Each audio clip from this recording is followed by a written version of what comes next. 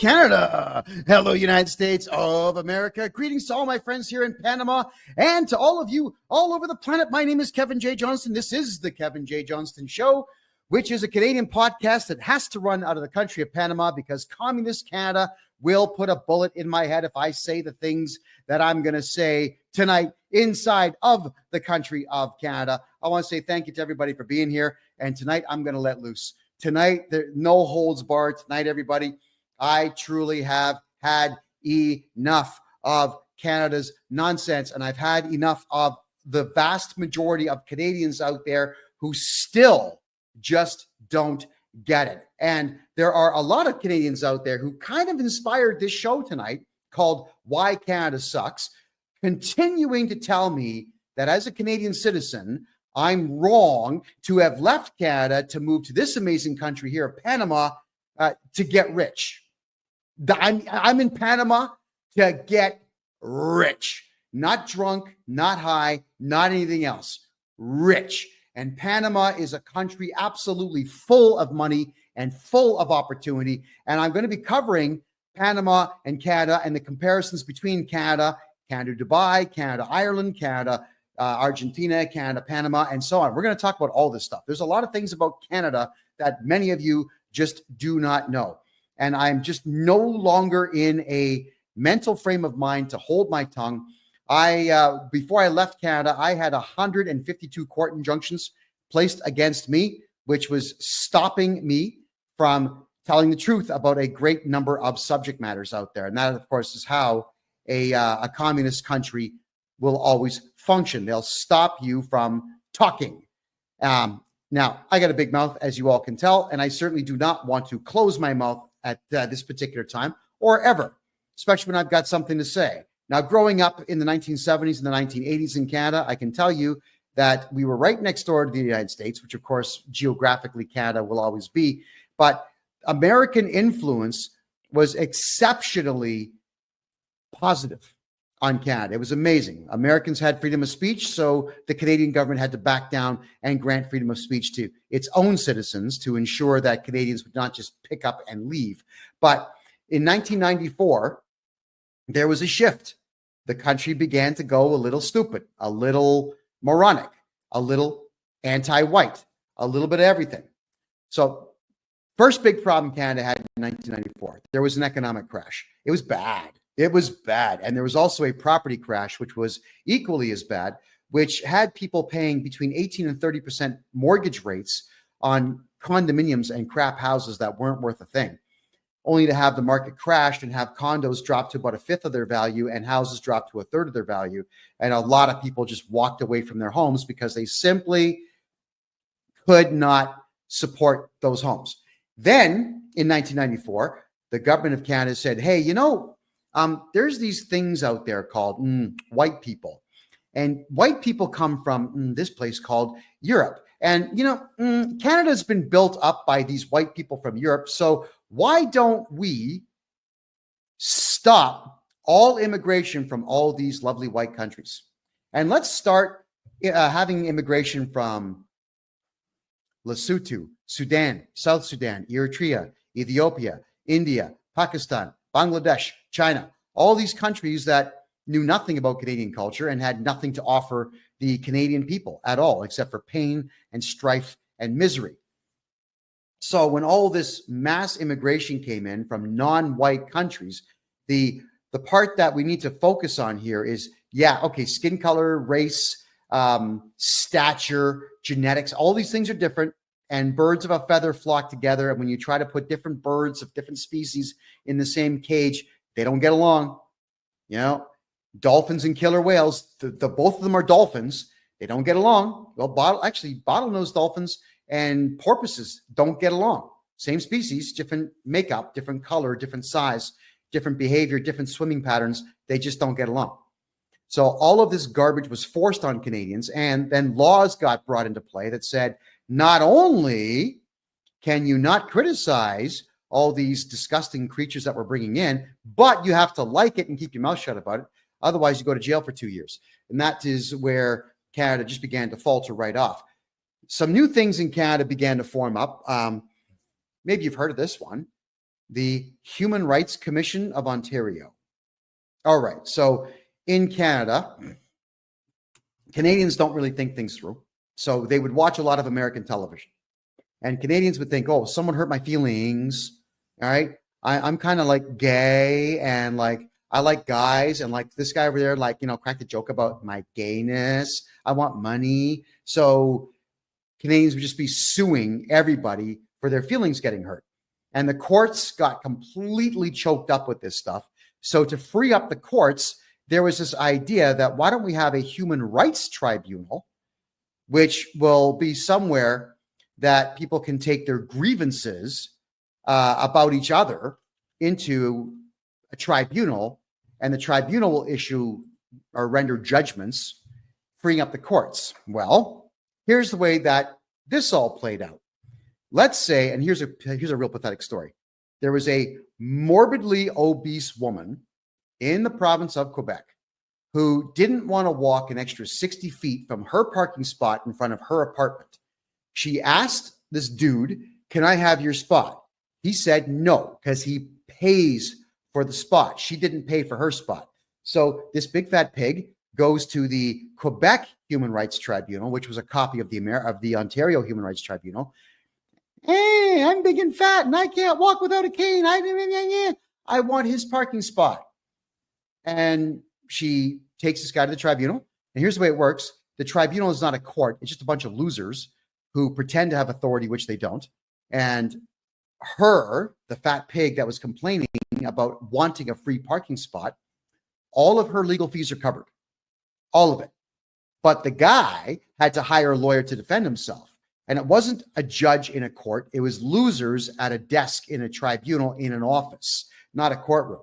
So this tribunal then states, yes, you have to give the parking spot up to the morbidly obese slob who can't walk properly. Yeah, you have to, because we say so. So in order to keep his parking spot, I like this guy already. What he did is he brought in a whole bunch of concrete bricks with rebar sticking out of them. He said, go ahead, park there. And then he appealed it to a real court and he won. But the very fact is that because a morbidly obese loser in Canada, and this is back in the 90s, wanted someone else's parking spot they paid for, this tribunal says, well, yeah, okay, because I guess what? She's disabled. What? Body positivity movement. What? She's a big fat loser, will never amount to anything. So let's give her something for free. That is a very big problem in Canada, is the human rights tribunals. Everyone mistakenly believes that they have authority. They really don't, but people do what they're told by these tribunals. So in order to free up the courts, all the courts ended up doing was presiding over the judgments of all of the Canadian human rights tribunals, which are disgusting at best. They truly are awful, awful institutions that have never once improved our society in any way. So that is one of the downfalls of Canada. Now, all Canadian provinces began to bring in these human rights tribunals, and anybody could make a complaint about anything. In Toronto, there was a guy who was cracking lesbian jokes, and there just so happened to be two lesbians in the audience. Now, I don't know if any of you have ever done stand-up comedy, but I can tell you that when you're standing on stage, there's a big, bright spotlight on you so that the whole audience can see you without shadows. And when you're looking at the audience, do you know what you see? A big light in your face. I can only recall twice doing professional comedy back in the 90s where I could actually see the crowd. The lights that are on you are just so overpowering you can't see the crowd. So it's not like this guy was able to actually see the lesbians in the crowd. So they take him to the Human Rights Tribunal saying, hey, we're lesbian. And he made jokes. And they awarded them $15,000. What did that do to Yuck Yucks, the comedy club chain? Their ticket sales dropped to the point where they had to close their Niagara Falls and Toronto locations. So the Human Rights Tribunal now allows losers to complain about winners on stage, entertaining people who are paying to see winners on stage, to shut down businesses of those who allow comedians to crack lesbian jokes. Now, what I'm telling you is commonly done today in the United Kingdom, in some of the Democrat states, in Canada, in Ireland, in Australia, and so on. But this started in 1994 in Canada. And whenever I was talking to people about this, saying this is a really dangerous precedent to set. Oh, you're just being silly. Don't worry about it. It's not going to go anywhere. These tribunals, they'll just disappear on their own. Canadians do this a lot. Nah, you're silly. Yeah, it'll stop. Well, here we are. It hasn't stopped. It's gotten worse. And now in Canada, you can go to jail for life for offending lesbians on social media. So imagine being in a Yuck Yucks club cracking lesbian jokes with a couple lesbians in the crowd, and they take offense. Now you go to prison. It's not just a $15,000 fine. It's prison time. Now, what has that done for Canada? It's chased away pretty much the last of the millionaires. There are no millionaires left in Canada worth talking about. Why would they want to stick around in a country where they're going to have a cigar in one hand, making a business deal? You know, they got their glass of bourbon, making a deal, and they come out and they crack some racist jokes and whatnot. Some loser who's not invited into the conversation hears it, and then all of a sudden, human rights tribunal or arrest or jail time or a fine and whatever else they choose to issue. It is absolutely, positively ridiculous that these things are allowed to exist, but Canadians are cowards and they let it happen. They just kept saying it's not going to ever affect us. It's not going to be a thing. Well, it's a thing. And it's not a good thing, not in any particular way. So if you're ever planning on visiting Canada, take it from a Canadian. I was born and raised in Canada. I had a great time in the 70s and 80s when the country was remarkable. But I would tell all of you, don't go. Stay away. The crime rate is through the roof, and the hate speech laws will get you locked up, even if you're a foreigner cracking jokes. You could be a Pakistani cracking jokes about an Indian and get arrested for it. That's how stupid it's become. So whatever you do, if you have vacation dollars that you want to spend, don't spend them in Canada. It is a very dangerous place. So we got to talk about Canada. I'll just segue now into the fact that Canada has become a complete and total police state. It is absolutely a police state. Now, before we get going here, could I get everybody over here on TikTok? Let's get the double fingers going. Let's get those likes going. I need everybody watching to share right now, please. Same thing on Rumble. Right around there, you'll see a thumbs up icon. Could we get everybody on Rumble, please, to go ahead and hit that thumbs up button? Please, everybody, share the URL. Share all of it. If you're over here on Kick, same thing, everyone. Please go ahead and share some more. The likes and the shares really do help bring more people in. It helps get people aware of what's going on, because seemingly I'm like the last honest guy in Canada, it would appear. And I'm not even in Canada anymore. So when I say that Canada is a police state, you have to think about the sheer number, the sheer volume of police officers that Canada has in relation to its population. It's extremely high. Canada has up right now, actually, it's something like a third of the jobs in Canada right now are government jobs, not private industry jobs, not entrepreneurial positions, not investment groups bringing in staff members to work in major corporations. It's just government employees. So what does that mean? It means that the government wants to control the people of Canada a lot more than they have been doing in the past. What's one way to do it? Is hire radical leftist Antifa type losers and make them into cops, which they've done. So if you are ever wondering why the police in Canada are so crazy, it's because 90% of them are diversity hires and left-wing Antifa types. So left-wingers who believe that there are 72 genders and believe that white man bad and believe in reparations for black people that they've never met and so on, it's people like that who are cops now. And people like that will arrest you because their feelings get hurt. A left winger, anybody who's on the left wing, serves no purpose. Every single thing that they do is reactive. Nothing is proactive. Everything is an emotional reaction to stimulus that doesn't even pertain to them. So what I had when I was still living in the Greater Toronto area, the Peel Regional Police Force, just the biggest bunch of friggin' losers you've ever met in your life. I was stalked. there was a female cop. She was 5'2", always acted tough. You know, what's a 5'2" woman going to do? Without the gun, actually, I wasn't even worried about her gun.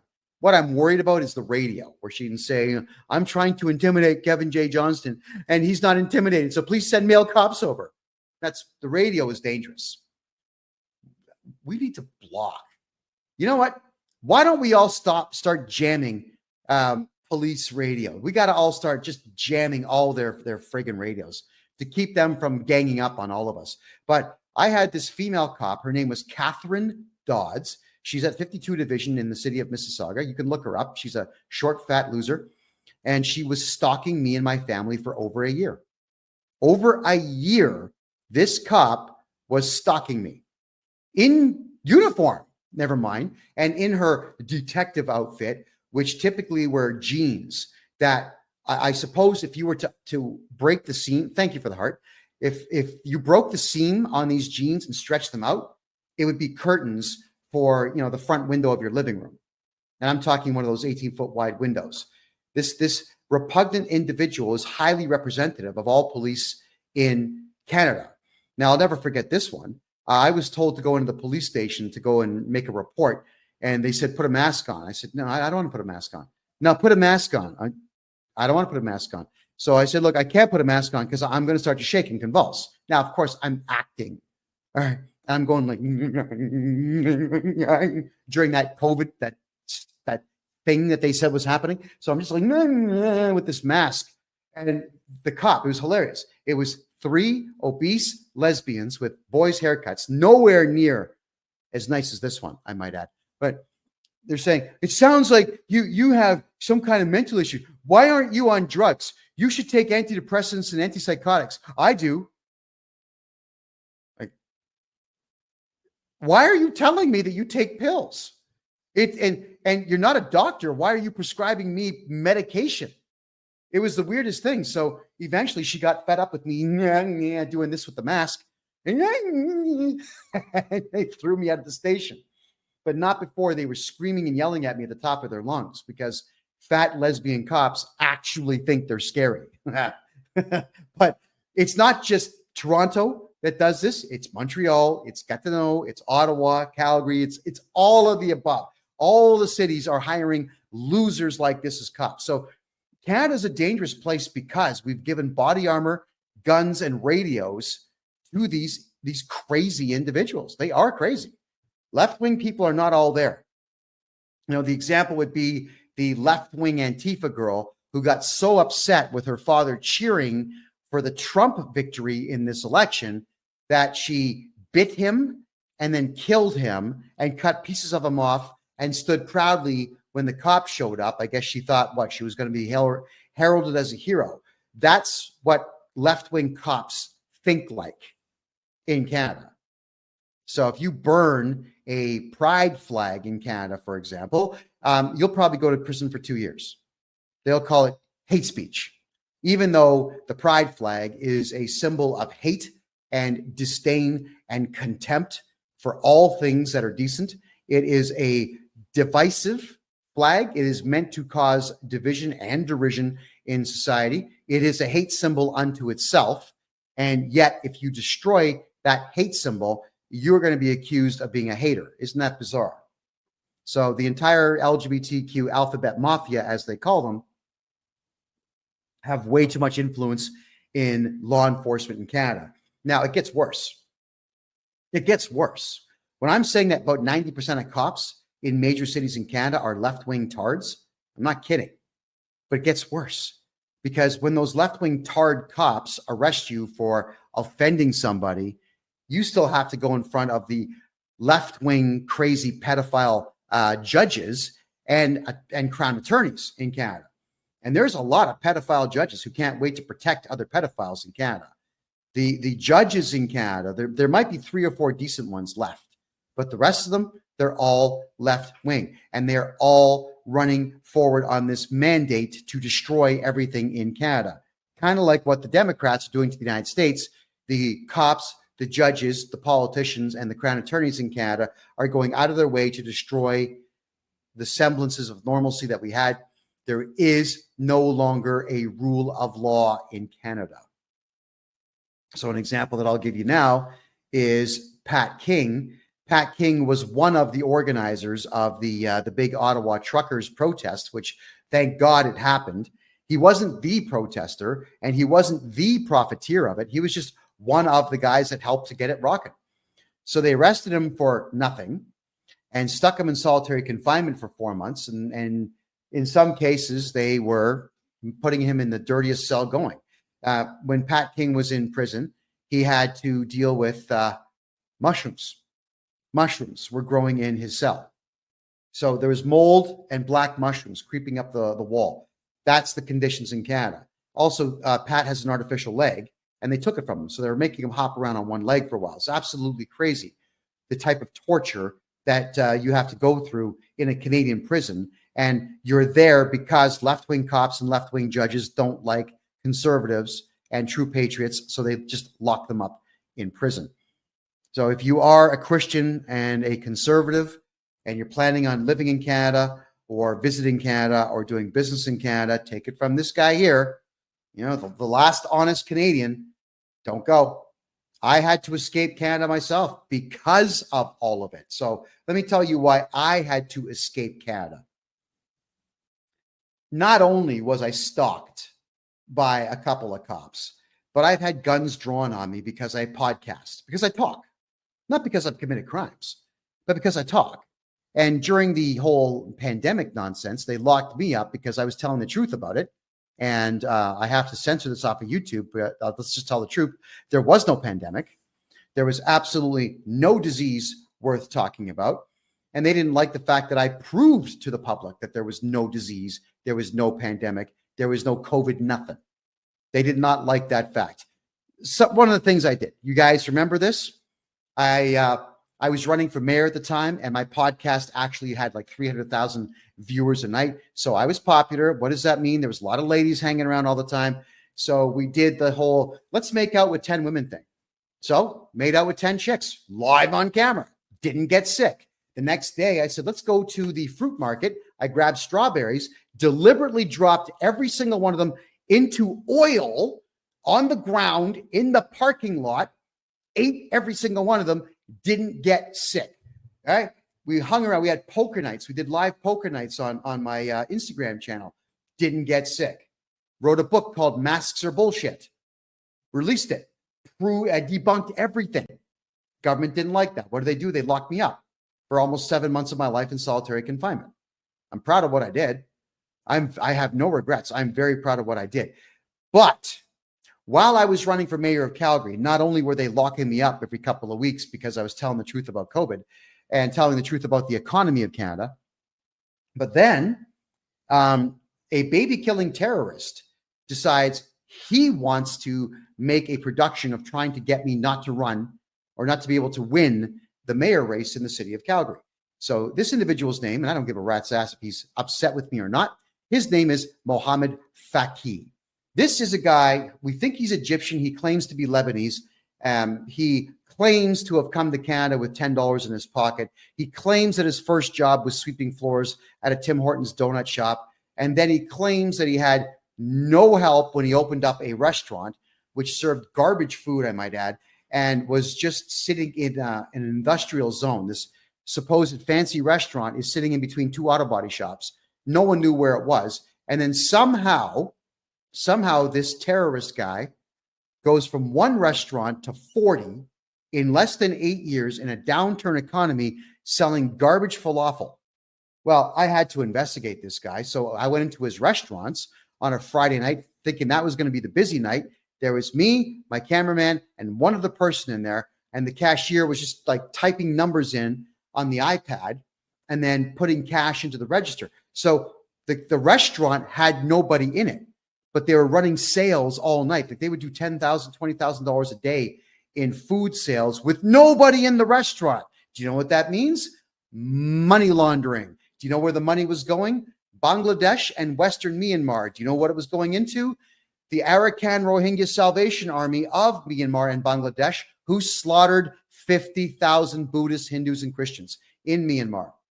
So the guy was money laundering for terror groups. I exposed all of this. What do I get for it? An 18-month jail sentence. Yeah, for telling the truth about a baby-killing terrorist. So if you look it up, it's called Paramount Fine Foods. Yeah, I wrote a full 97-page deposition, which I then swore in. I swore it in the courts. And I had to make that stupid gesture in court, and I swore everything in. And even though it was all sworn in, the judge didn't even read it. It wasn't read by anybody. And then there was a ban put on it saying that this court document, which is public information, could not go out to the public.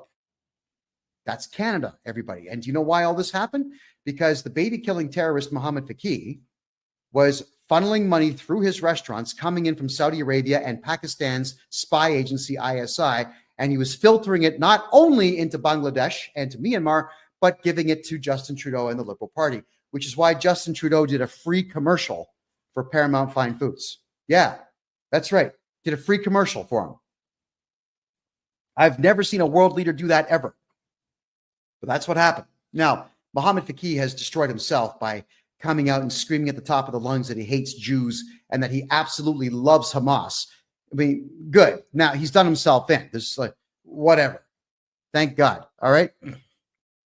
But this is what you have to put up with in Canada. This is why Canada sucks. And what's worse is this guy is from a foreign country. He's part of a disgusting ideology. He does disgusting things. And who did white people choose to side with in the battle between me and the baby-killing terrorist? White Canadian-born people said, oh, I'm wrong. Kevin's wrong. He's Muslim. Like, leave him alone. Like, I know that he's killing people, but don't criticize him because his feelings will get hurt. Yeah, there we go. So that's also why Canada sucks. Is white Canadian-born people are the dumbest fucking morons in the world. They really are stupid. They cannot wait to criticize each other and get in each other's way.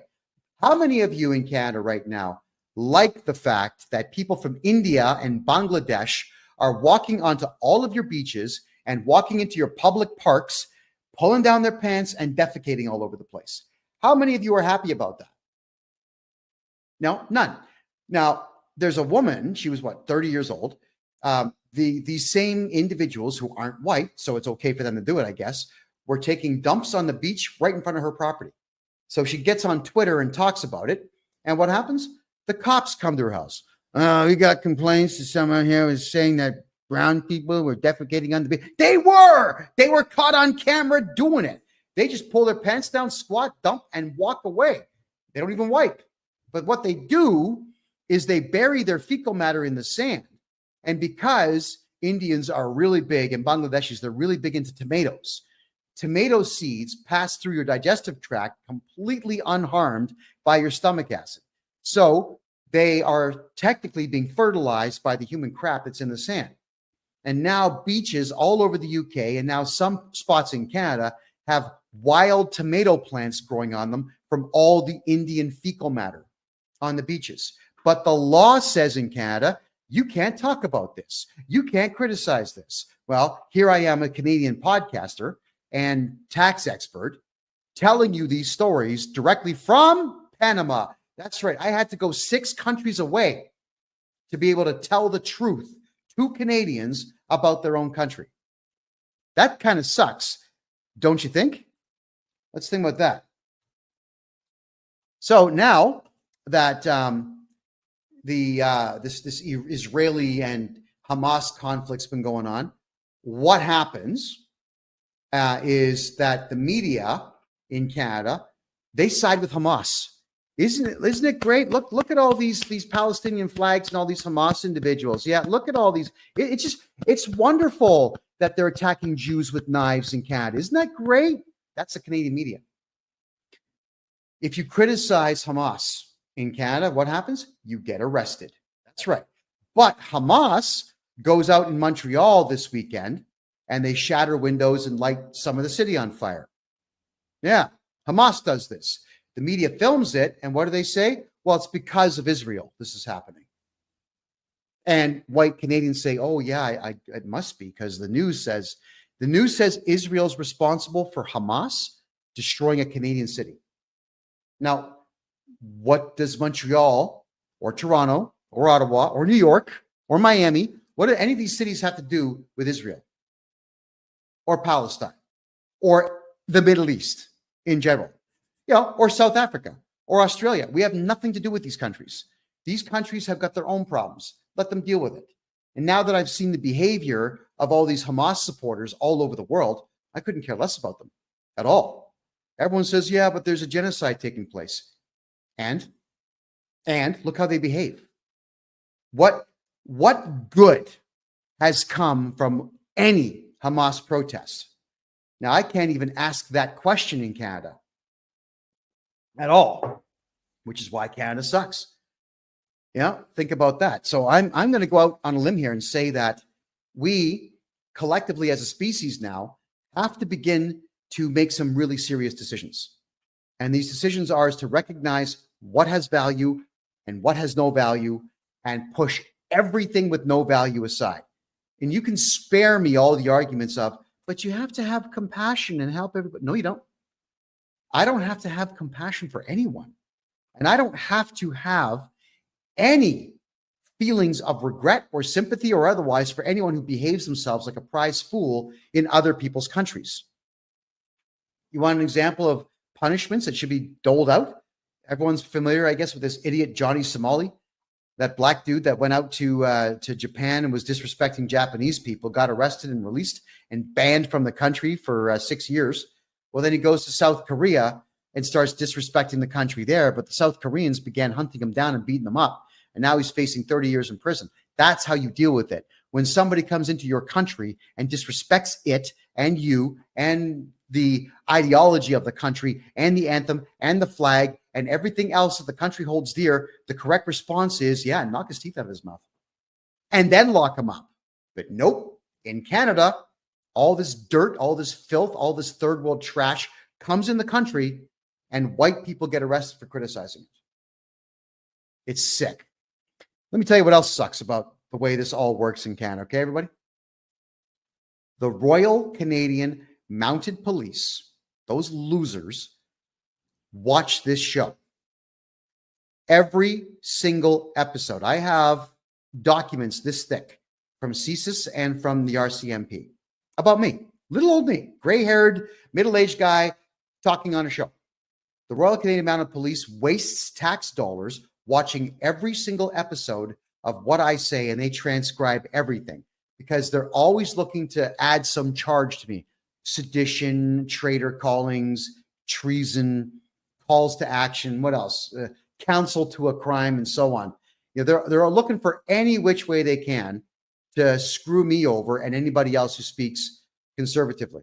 Yeah, crazy. When I first got my disclosure package from the RCMP, it was in 2021. Now, in 2021, I already had over 5,000 videos online. There's a lot of videos, man. And they watched them all. And they transcribed them all. And then they went to CSIS, the Canadian Spy Agency, and they had them transcribe everything. Did you know CSIS is kind of like the actually, they're not even like the FBI because they're not even police. They just spy and make recommendations that everybody ignores. But they were transcribing everything I was saying, and they were running voice print analysis on what I was saying to see if I was speaking in code to try to get people to commit violent acts. They actually were looking through every show I've ever produced to see if I was speaking in code. How many tax dollars do you think went into that? Then in my hometown, the city of Mississauga, the former mayor, Bonnie Crombie, who I might add is a very big proponent of Sharia law, spent $2.75 million just to piss me off. She had bylaw officers follow me around. She had cops follow me around. She put me into the court system over and over again and so on. Can you imagine? Almost $3 million spent just to get on my nerves because she didn't like me because I beat her in debates in 2014. That's how your money is being spent. And when Canadians hear this, nah, it's not true, man. She fucking bragged about it. She bragged about it when she was talking to the people that were paying her for her campaign.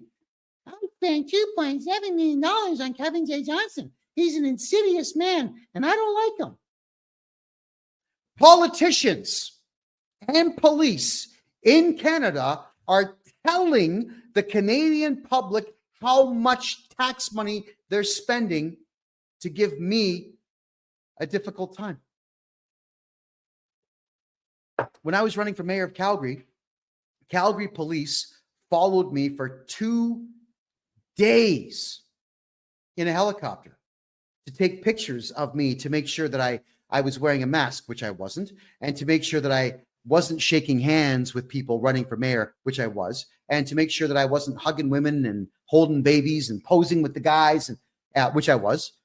They took pictures of me from an altitude of 5,000 feet. You should see the freaking records, man. It's crazy. They actually had listed the photographer who was taking the pictures. They had this book, like an inch thick, of photographs of me from the air. I'm thinking, that's pretty cool when you think about it. Obviously, they're terrified of what I've got to say, to follow me with a helicopter for 2 days. And they used that helicopter footage to get me to be arrested and just detained in a jail cell for 7 weeks to interfere with my political campaign. Helicopter. Do you know what that cost the city of Calgary? Yeah, it was over $270,000. Yeah, to follow me with a helicopter. That got out to the public. And you know what the public said? Well, I guess it's not that big a deal. I mean, he's not wearing a mask and he should wear a mask. So, to Canadians out there, when money is being spent on foolish things like that, you know who's at fault? It's you. Because you're not paying attention to the political arena. You're voting in people because they work for a political party that you recognize. And you always say, well, that's a new party. We're not going to vote for them because what do they know? And that's why you keep losing. That's why your country sucks. It absolutely sucks. All right, just going to look at a couple of questions and see what we got here. Oh, Dodie, you make a very good comment there. That's a very good point. They love to target those who are more highly and morally educated than they are. Absolutely, they do. I've had a few judges.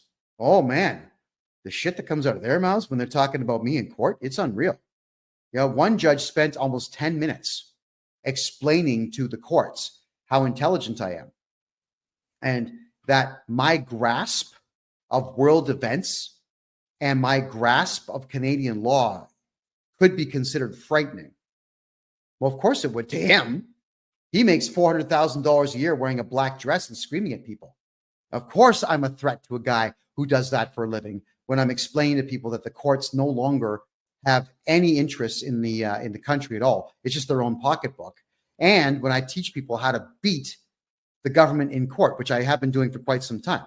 I've beat the Canada Revenue Agency in court 18 times this year, and I'm not even a lawyer. So, yeah, they are worried about intelligent people, Dodie. 100% they are. Okay. Yeah, so Dodie says they do that. It's criminal harassment, even stalking that the taxpayers are paying for. Of course it is. Actually, Dodie, I didn't even have to do an FOI request. That was in my disclosure. I actually have it with me here in Panama. I just haven't gone to go see a copy center yet and get them to scan the sheets and then release that to the public because disclosure is my property. So, yeah, I have to get that out to the public. Okay, so Demand says, are you granted permission now to represent people against the CRA or are you still blocked? All right. So the Canada Revenue Agency does not like the fact that I know more about tax law than all of them combined. There's not one person out of the 60,000 that work for the Canada Revenue Agency that knows as much about tax law as me, because I pride myself on learning it implicitly. And then when I can't interpret something properly, I go directly to really high-end lawyers and I get them to interpret it. So with the CRA, they said that I can't represent clients anymore because I was really rude to somebody once. No, yeah, I was. I was rude to the most crass and vulgar piece of scum I'd ever spoken to on a phone, who was screaming at the top of her lungs at an 80-year-old woman trying to get her to pay taxes. Yeah, so I raised my voice back and I hit her with a whole bunch of really awesome, just awesome racist slurs. It was great. Got her fired up beyond belief. You can't say that. You're white. That's why I say it. Oh, yeah. It drove her nuts. Absolutely crazy. So, yeah, they do fear everything. And hey, we have our first troll tonight, everybody. When are you going to pay that $650,000 you owe? I'm sorry, Steve. What $650,000 are you referring to? You're suggesting I owe somebody money because you say so? Go on, Steve. Put your argument in there. Let's see what Mr. Troll has to say there. All right. Okay. Are you so important that police care? Who are you, a movie? Why were you in jail? Why leave Canada? Oh, okay. Those are actually good questions. All right. Number one, why am I so important? Because my first YouTube channel back in 2016 exploded to 2.5 million subscribers or followers, whatever, in 5 months. All of a sudden, I was influencing Canadians more so than the Canadian Broadcasting Corporation could. In 2021, during the fake pandemic nonsense, I was saving lives left, right, and center by telling you, don't get needles, don't put on masks. There's no reason to. There's no pandemic. I proved it time and time again. And while I was doing that, my podcast had over 300,000 viewers a night, 5 nights a week, which meant we had more of an audience than the top 3 TV networks in the country combined nightly. Of course, I'm a threat. Why would they not lock me up in a communist country? You can't have some middle-aged guy outdoing the Canadian Broadcasting Corporation from an 8-foot by 10-foot bedroom, which is what we were doing. We turned a bedroom in a very small bedroom in a very small house into a studio with a big piece of green screen, and the soundproofing was little more than $75 worth of soundproof insulation held on the wall by nails and cardboard. Yeah, that whole studio cost me something like $250 to put together, and the desks that we had were literally just plywood that we found and drilled everything together. So with that little, and one laptop and one phone and one camera and one microphone here, we outdid the top 3 networks in Canada. Yeah, they went into full panic mode. That's just how it is. And Steve 1045 UBC, could everyone just report him, please? He's a troll. Hot Pizza says, I would love to join you. Hot Pizza kind of looks kind of cute, doesn't she? She looks kind of hot. Now, I like hot women. Come on down. I'm in Panama. Why am I in Panama? Why did I choose Panama? I think that question's been asked a couple times tonight. Well, from childhood, I've always wanted to see Panama because the Panama Canal was something I learned about in a Bugs Bunny cartoon. And I was fascinated by it ever since. I always meant to go to Panama, see the canal, and I just never did it. So I knew one day I was going to end up in Panama. I figured for a vacation. But when I got here, I fell in love with the country immediately. Immediately, I fell in love with this place. So I stayed. And I bought a property. And I'm staying in that property. And I'm in a great neighborhood around great people all the time. And I work with amazing people down here in Panama. So why would I go back to Canada? I could go back to Canada and get shot by the cops. There is an Islamic fatwa on my head in Canada. So if I enter the province of Ontario, which is my home province, the Muslims will kill me. That's clearly stated. And I was ordered by a judge in the province of Ontario to return to Ontario so that he could scold me in a courtroom, which means I have technically been sentenced to death in Toronto. Think about that. That's how crazy Canada has become.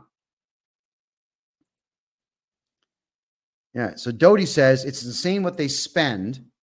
Yeah, so they will spend $1 billion in Canada to stop Canadians from speaking the truth about the country, but they won't spend more than $100 to protect Canadians from all the third world trash in the country. I get totally what you're saying. All right.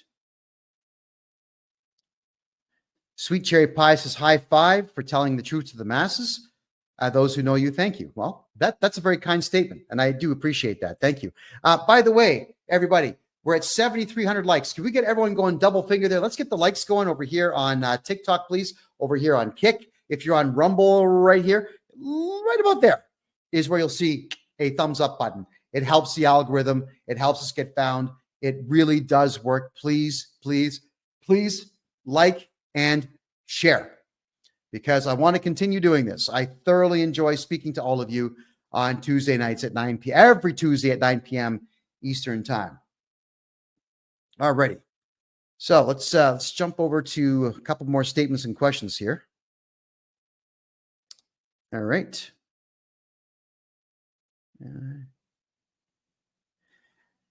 Kev, is it safe to say Panama's not going to be your permanent home? I don't know, man. It's tough to say. If you were to come down to Panama for yourself and have a look around at how modern Panama City is and how good the infrastructure is now, and the amazing banking sector that they have here, and the amazing subway trains. Like, you pay 35 cents to ride the subway here. I pay $4 when I go to a restaurant. You know, I had a hoagie today. I had it's a 25 centimeter hoagie for $3, and that came with a coffee. So, you know, my gym membership is like $27 a month, and that gym membership allows me to go to any gym in Latin America. That's part of the same franchise. When you see that you can live a really good life in a city like Panama City, why would I leave? I mean, I'm going to be traveling the world. I have to go see Argentina, Colombia, and Chile. I've wanted to see those places for quite some time. But at the same time, I have a great deal of tax clients right now. So I need to focus on those clients. I can't be gallivanting. Now that I've bought a place and turned it into a really nice office and whatnot, I gotta deal with my client base. Beverly Thompson's asking, don't we have a free voice in Canada? No, not anymore. It's been taken from us. It's been taken from everybody in Canada. And unfortunately, there's a lot of left-wing nuts out there who think that's a really good idea. It's a good idea to silence speech. I want everybody watching this show, when you're done listening to me tonight, I want you all to go to the Canada.ca official government website, and I want you to look up the Charter of Rights and Freedoms. Now, in the United States, where it says, we, the people of the United States, in order to form a more perfect union, and it states that they have freedom and that the government will not get in their way. The Canadian Charter of Rights and Freedoms, clause number 1 says, hey, we've got like 30 clauses here, and we're not going to interfere with your capacity to live life or write laws to bother you. But if we feel like interfering with your life, we're going to write laws to bother you. So that would negate everything else that comes afterwards. And that is how Canada has always functioned, is there's always some law or some technicality that allows the government to stop you from living life, that stops you from advancing your career, advancing who you are. That's the difference between Canada and the United States. So Norma, if you need tax work done, I'm the best there is. Please, and the CRA is afraid of me, not vice versa. All accountants in Canada are afraid of the CRA. So get a hold of me and we'll take care of it. Dodie says, I heard Costa Rica is a good place to live. I tried it for 5 months, Dodie. It's more expensive than Toronto and Calgary. It's ridiculous. It's a third world country with first world pricing, and there's no value for the money. It started pissing me off. Like, I spent the last 6 to 8 weeks in Costa Rica being perpetually agitated because the price of everything was just not worth it. $20 to $25 for a hamburger and fries. Whereas my grocery bill in Panama for the whole week is $30. So one meal, almost 30 with tip. 1 week in Panama, 30. How do I survive in Panama? Incredibly well. I do business with not one, but 3 banks now. I do business with the number 3 lawyer in the country. I do business with realtors down here. I do business with Americans, Australians, Brits, and Canadians getting tax work done. And I buy and sell corporations that are in dire fiscal straits. So and Panama allows me to do all of this. And because I'm a gringo down here, which means a foreigner, don't pay a penny of tax in Panama. I can report $100 billion if I wanted to and not pay a penny of tax at all. Very easy to survive in Panama. Very easy. Just looking at some of your questions here. Are you on the Blue Skies list? So many are going over there, leaving Meta next. Oh, why don't we cover that subject right now? Meta and Facebook and Instagram are shutting people down left, right, and center. They're absolute trash. I'm on like a 90-day suspension now on my two main accounts, and one of my secondary accounts got shut down. Do you know why? Because of Canadian women. That's right, because of Canadian women. So let's cover that for a second here. I'm just going to look at your questions before we get into this. Yeah, Uncle Dave, no problem. You get a hold of me. I'll flex my muscles with the CRA, and I'll get rid of them using the appropriate legalese. Do you pay tax to Canada being another country? You should never pay tax to the Canadian government if you're in another country or making money in another country. You don't have to at all. And any accountant who says you do is a liar and works for the CRA. Yeah, get a hold of me. Justin Trudeau took $17,000 from my overdraft, which I didn't have, and screwed your bank account. Joseph, you know how I get that fixed for you? I go back 10 years and redo your taxes, and I get your taxes to zero. Legally. Get a hold of me. That is what I do. I've helped over 400 people this year get a ton of money back by doing taxes for them for minimum 5 years, but usually up to as high as 10 years. So now, for the ladies in the room, you're going to be a bit upset by what I'm about to say here, all right? And I'm hoping that you won't. I'm hoping that you understand that what I'm talking about here is I really do hope that our society gets better. I hope that in the future, women go back to being ladies.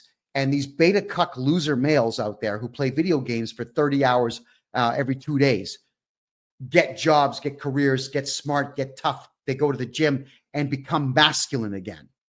I'm really disappointed in North American society because the males are weak and the women have turned into, I can't even say what they've turned into. It's difficult to come across a lady. And something that I really enjoy being around is a lady. And Blunt Truth says you're strong. Yeah, I believe you. Yeah, I've seen you here before. All right. So what had happened here, everybody, is I've been giving speeches to a lot of young males about building a family legacy. The most incredible thing that I ever did is become a father. It was remarkable. I was in love with my kids like the second I saw them. And they're in their 20s now, so I'm transitioning slowly from father to friend in that particular arena. I mean, I guide them all the time, but it was the most incredible thing going. And it really does. Having children really does add a lot of purpose to a man's life, a ton of purpose to a man's life, especially when you have a lot to teach your kids, and you're willing to tell your buddies, hey, you know what, guys, Pangulo, I'm going to hang with my kids today. I'm going to play hide and seek with my kids today. My daughter's going to paint my face with makeup tonight. My son is going to show me what he learned in school today. I'm going to play hide and seek with my children. Much better than hanging out in a bar. All right. So what I can say here is that young men don't have that kind of guidance anymore at all. So guys, this is what I want to say to the guys. And this bothers Canadian women, and I don't even know why. Young males out there, don't chase tail. All right? Just stop. Work on you. Go to the gym. Read books, not modern crap, not left-wing dogma. Read books that were written from like 1990 backwards. Fill your head with knowledge. Read the dictionary because you need to have a large vocabulary.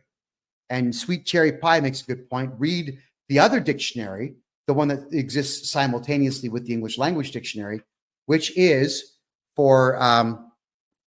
called Black's Law Dictionary, where you can see that legal terms have very different meanings than the dictionary terms. Fill your head with this stuff. Don't chase tail. You don't have to. If you do these things I'm saying to you, go to the gym, fill your head with knowledge, have a big vocabulary, get yourself a decent looking car, have your own apartment, have a good job, have a hobby that makes sense.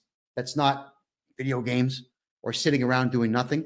The tail will chase you because you will now be considered a high value male.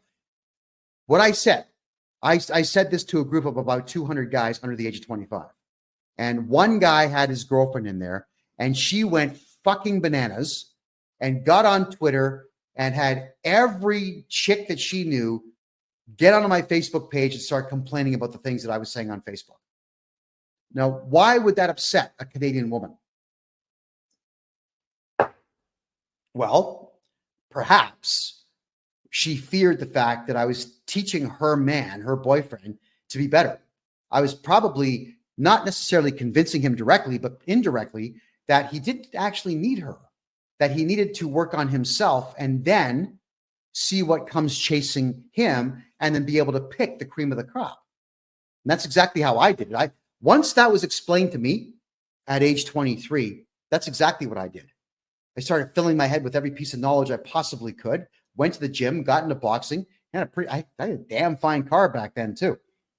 For a short while, I had a 1969 Chevy Chevelle Malibu. It was awesome.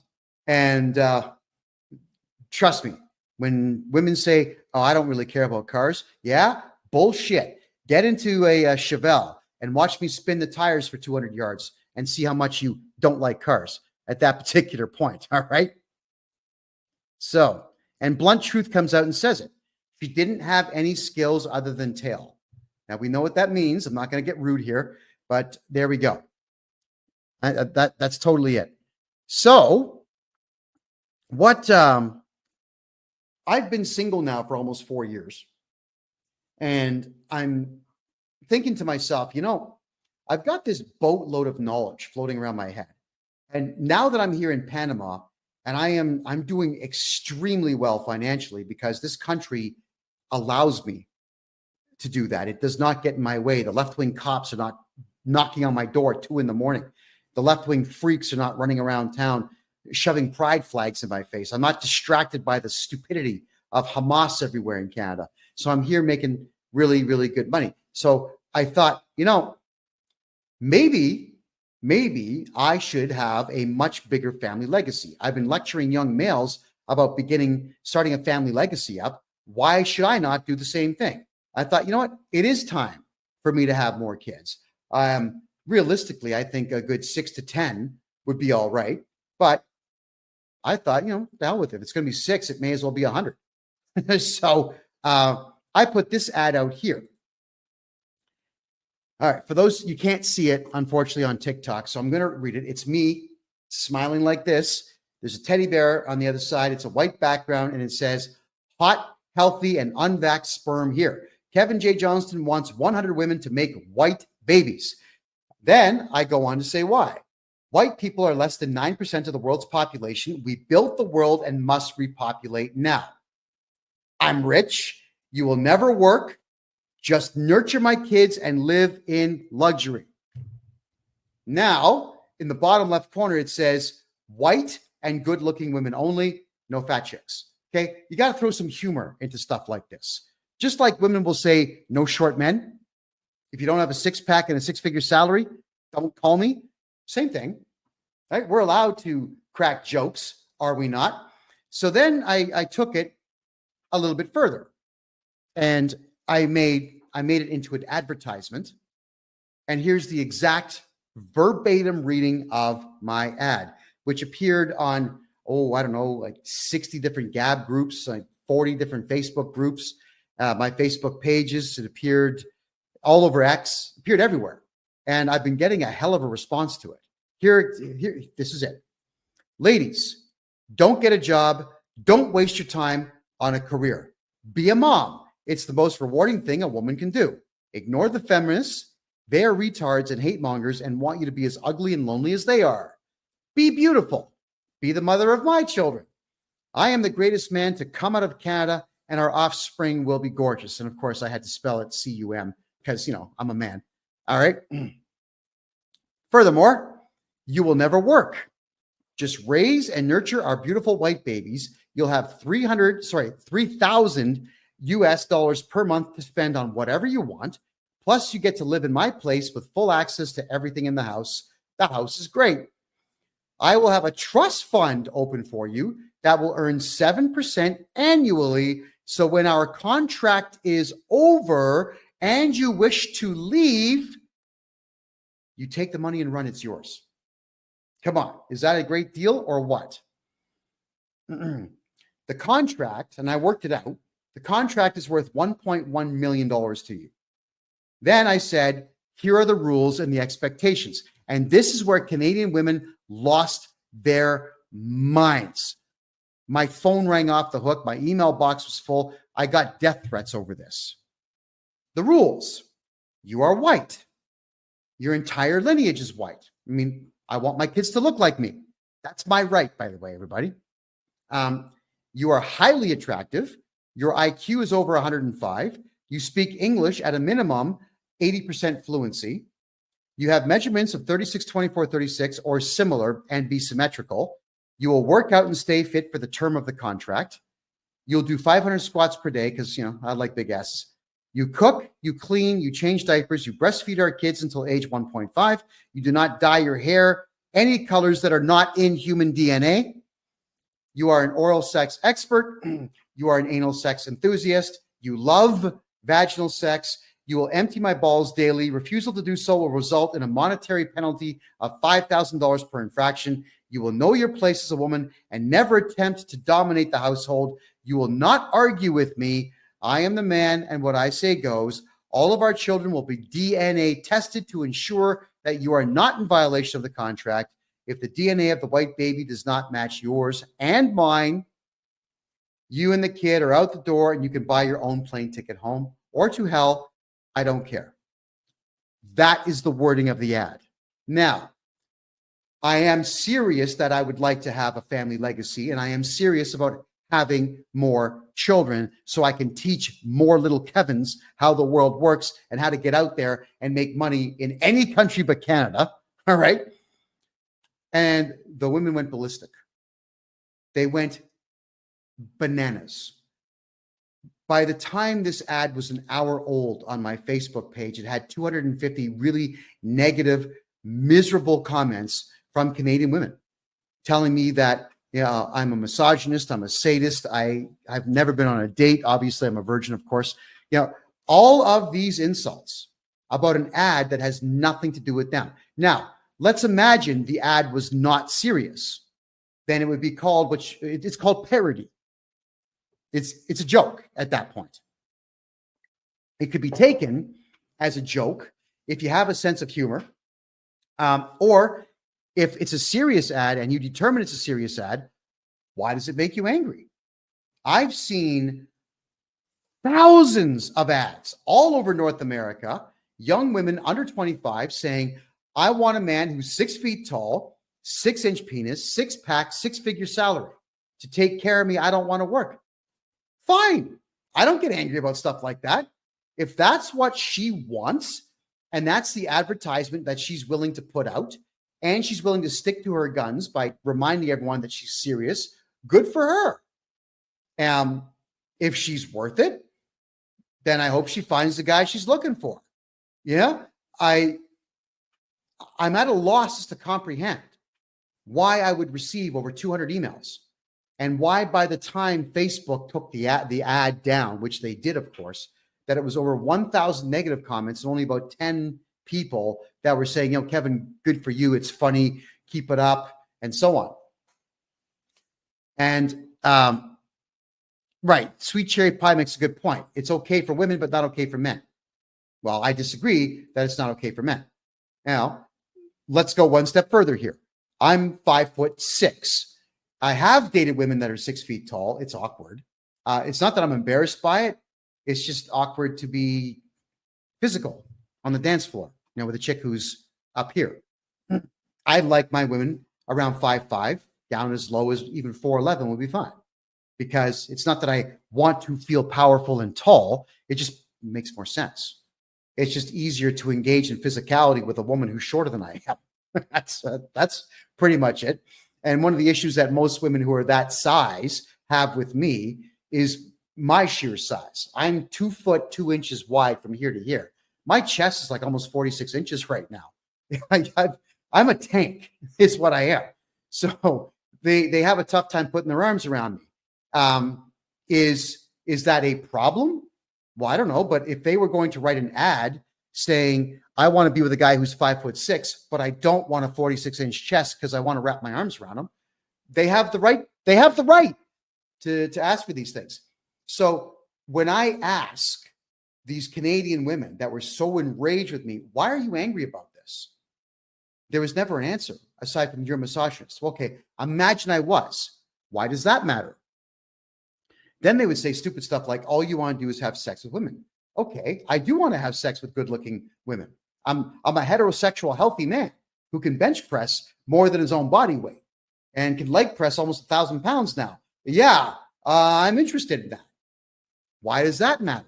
If that was my only goal, let's just say for argument's sake it was, why does that matter to Canadian women so much? I'm not even in Canada, and it bothers them that much. So you always have to ask yourself why. Then the weird justifications come in where Canadian women have to scream at me on social media and on the phone because somehow my phone number got out. And all of the insults that would come in telling me that I have no right to put an ad like that out. And all I'm going to attract is whores, and no intelligent woman's going to go for that. And no decent woman's going to go for that. And holy crap, where is this coming from? Why is there so much hate with Canadian women about guys who are honest? I don't get it. And then why go out of your way to call women who want a family with an alpha male? Why are you calling them whores? And then they proceed to go ahead and tell me that they're happy. They've been married for years. They've got a great husband. Good for you. What the hell does that have to do with you screaming at me? So because all these Canadian ladies didn't like my ad or didn't like the way I worded it and don't like the idea that I would like to have more children with multiple women, because I really do want to have more kids. And I'm okay with, dating 5, 6, 7, writing contracts with 10 women to have kids. I'm okay with it.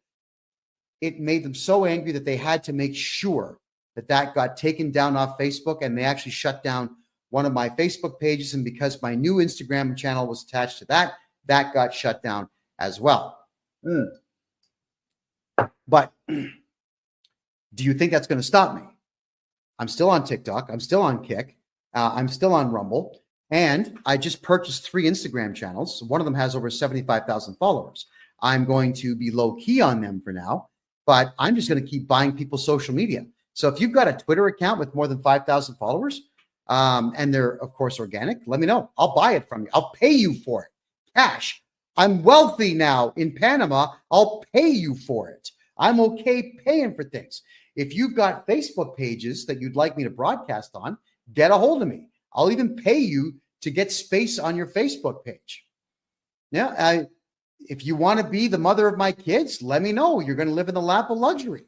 You're going to be with a guy who's smiling and laughing all the time, and who can lift 45 pounds with his tongue. So take that any way you want. Okay. Oh yeah, sweet cherry pie. I knew what you were doing. I know you're on my side. I get that. Oh, Blunt Truth. Check this out. Blunt Truth tells me she's 5'2", which is great. That's a really good height, because women like that who are like 110 pounds, I can pick them up and throw them. That's just so much fun. Of course, gently, onto a soft bed, but she says, I woke up their insecurities. Man, Canadian women are highly insecure. I don't understand that either. Considering how many opportunities have been just handed to Canadian women, I don't understand the propensity to be insecure and then to display it publicly on social media with shouting matches with people online that they don't even know. And I assure you, these women criticizing me, I've never met. So why does some middle-aged, gray-haired guy wanting to have more kids bother you? That's the introspective question that all you gals out there should be asking yourselves. TMK says, it's hard being almost 6 feet tall. Makes it hard to connect. Oh, are you a 6 foot tall woman? Is that what you're saying? Let me know. And Sweet Cherry Pie says, women say that men have it easy. Excuse me, but no, they don't. No, we don't have it easy as men at all.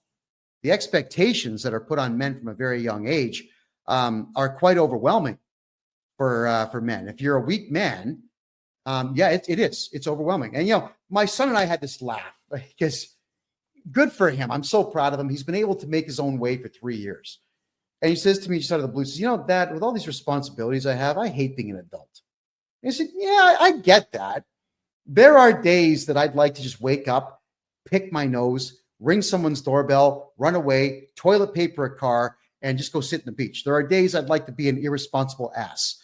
But at the same time, I would be then throwing away everything I've achieved. So, being an adult is not that bad. He'll figure it out. Okay. All right. So, Chad, if you want me to use your Facebook, get a hold of me. Could everybody please put my website address in the chat here and over here on Kick, please? Yeah. So, anybody wants to get a hold of me, you want to sell me your social media, go to my personal website. My name, KevinJJohnston.me, KevinJJohnston.me. Hit me in the on the contact page. I'll get a hold of you as quickly as I possibly can. Okay. So Josephus says that you want to make money. Josephus, okay. Anybody who wants to make money, I don't do multi-level marketing. I would encourage you to become sales reps for me and my tax business. I pay 50% commissions. Everyone tells me I'm crazy. And some of the commissions that I paid this year are as high as $40,000. Yeah, it's that high.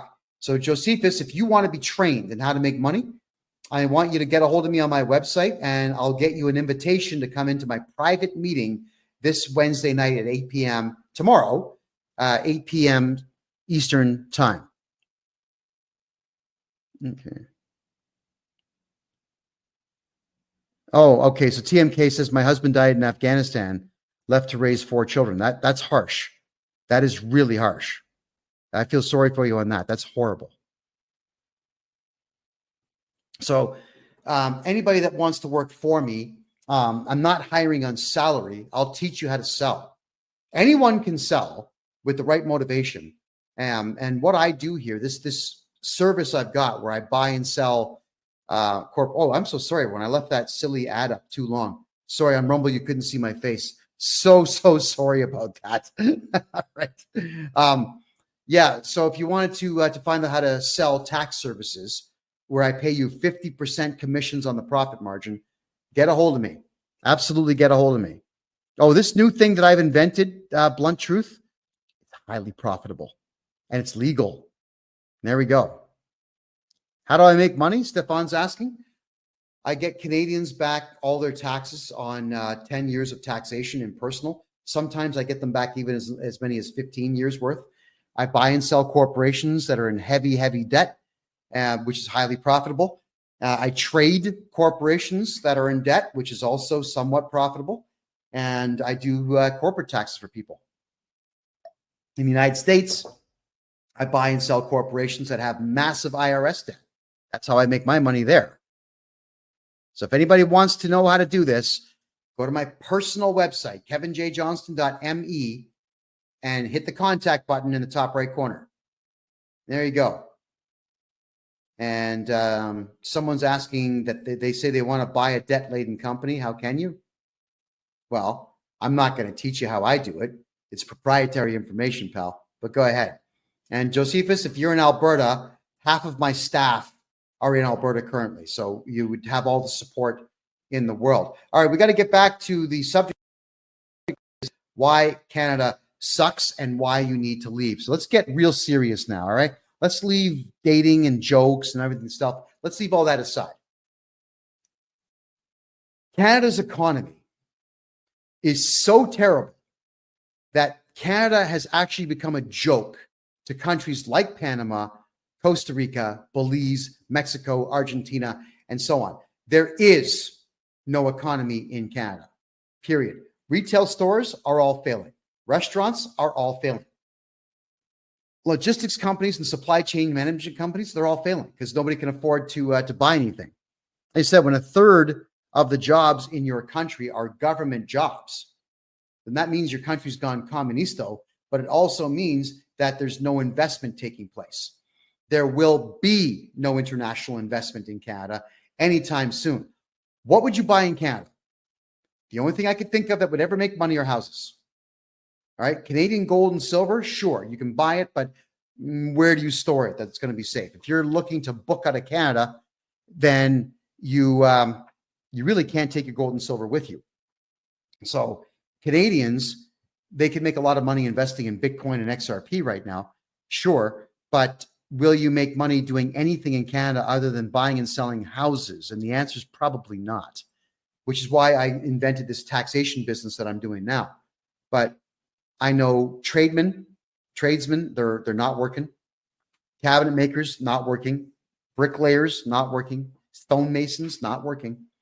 Bobcat operators, not working. You know, there's a lot of people just absolutely suffering out there. And it is horrible to factor in that Canada, with its potential to have a gross domestic product, a national, not international, but a gross domestic product of $2 trillion a year. It could have that under the right leadership. It has nothing. So unfortunately, Canada, if you're looking to be an entrepreneur, you got to leave. If you're looking to be an investor in anything other than property, you got to leave. And I want to also point out that a big part of the reason why the Canadian economy sucks so bad, yeah, okay, Trudeau. Yes, okay, Chrystia Freeland. Yes, okay, liberalism. Yeah, okay, the New Democratic Party. Yes, okay, the Green Party. Sure, green energy policies and whatnot, but the banking system. The Canadian banking system is a laugh riot. I had a conversation with a banking manager in one of the biggest, I'm not going to say which one, but one of the biggest banks here in Panama. And he said he could not believe how bad Canadian banks are. Canadian banks will actually not let Canadians do SWIFT code transfers to other countries except for the United States. So if you have a corporation, which I do down here in Panama, and I wanted to transfer, if I had money in Canada, which I don't, but if I had money there, I can't transfer it to Panama. I have to convert it to US dollars, ship it to the States, then send it here, and just lose commissions every time I do this. Panamanian banks are in almost every case just not doing business with Canada at all. They'll do business with Canadians who bring their money to the country, but they won't do business with Canada. So the Canadian banking industry is not capital based. United States, Panama, United Kingdom, Australia, all those banking systems are capital based. So if you've got a really good business plan, a really good idea to make a ton of money, you bring it to the bank, you say, hey, I've got a little bit of collateral. I've got this great idea. Give me money. And the banks will do it. You'll get a loan. You go and you build a business, you pay off your bank loan, you go and get another bank loan, build a second business or expand it and so on. Canadian banks are greedy pieces of shit, every single one of them. You have to have property, all right? Property. If you don't have assets, you cannot get a bank loan, period. And the only thing that they want, gold, silver, stocks, bonds, property. And I mean houses. You can't even use collector cars. If you had, let's say, a 1921 Duesenberg, which are worth about $3 million, these cars, the big 12-cylinder engines. Remember those? Where the driver sits outdoors and the passengers sit indoors in the car. All right. If you had one of those, you would not be able to use it as collateral in Canada because they consider it to be they don't consider it to be real property. So to get a loan in Canada, you have to have a house. But to buy a house, you have to get a loan. The conundrum. It's just ongoing. And it never stops. So yes, you can get private loans in Canada. I have all the experts in the world that I work with to get private lending done. But when Canadians have to rely on private lending to get anything done, to get mortgages done, anything at all, the country's going to fail. And it has, miserably. So the Canadian banking system, you can expect Canadian banks to drop out of the top 50 within the next couple of years. They're a joke, an absolute joke. Some of the credit unions are good, and some of the provincially chartered banks are good. But beyond that, they're not worth it. So if you're in Canada, get your passport, get your international driver's license, buy international medical insurance, and get out. Just get out. I left Canada a year ago. It was November of last year. I went to Costa Rica for 5 months, and I've been here now for 7. It's 7 months here in Panama. It's been the best 7 months that I've had in a very long time. So I'm thinking that the best thing that Canadians can do is just accept the fact that the country is dead, accept the fact that the behavior of Canadians is still like, it's like friggin' grade school. It's like grade 9 high school. It's all rumor mill. It's all gossip. Nobody's doing anything to improve themselves. And that also has contributed to the destruction of Canada. So please do get out. And anybody who's coming to Panama, if you're going to be here in Panama City, yes, I usually dedicate 2 days a month to taking people out and showing them around. You know, we'll hit the golf course, we'll hit the canal, we can hit the Canal Museum, we can hit downtown, we'll hit the subway line. I'll show you everything I possibly can so you get a good sense of what the city is like. If you're here to open up bank accounts, I'll take you right down to the bank managers and get your account open with you. So that is all the great stuff that we can do. In Canada, with the banking system, you can't make deals with a bank. Let me give you an example. There's a bank down here which deals in gold, silver, crypto, and most world currencies. And they'll do all the conversions into US dollars here in Panama.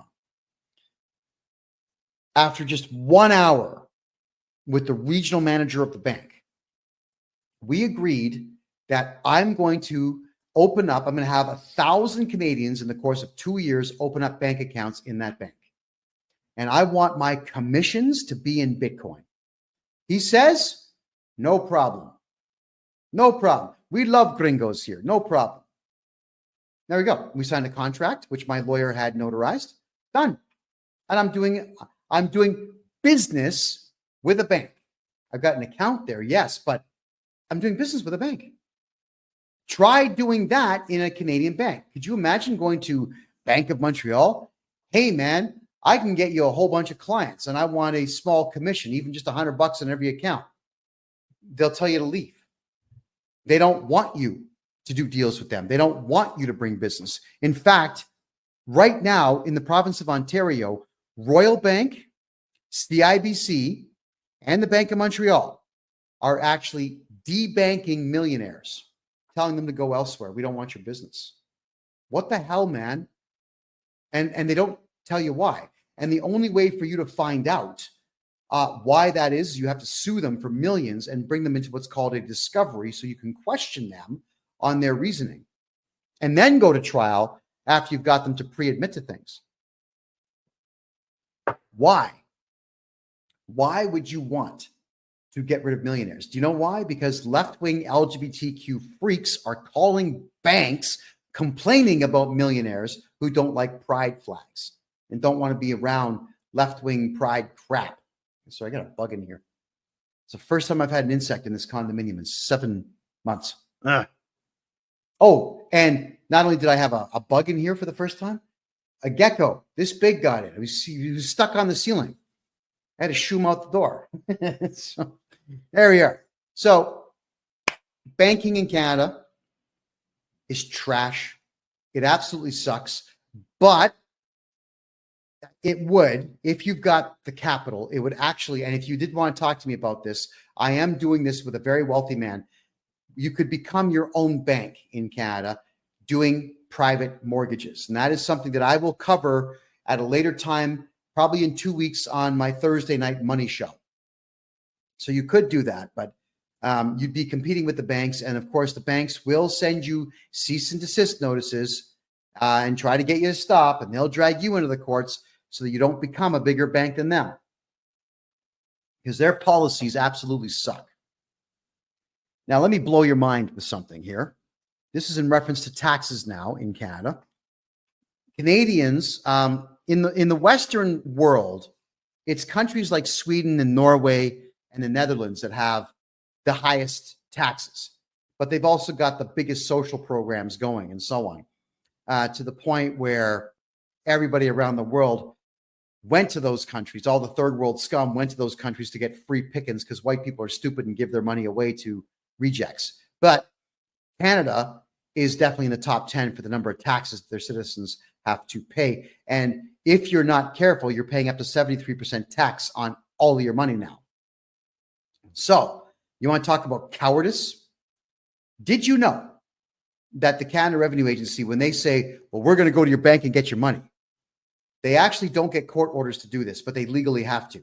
What they do is they send out a requirement to pay letter to your bank or your employer. The banks have the legal right to look at a requirement to pay letter that says you must give us the money and not the taxpayer. Like, how fucking dare you try to steal someone's money? When you do that as a member of the CRA, you're a criminal. You deserve to be hanged. It's a crime against humanity as far as I'm concerned.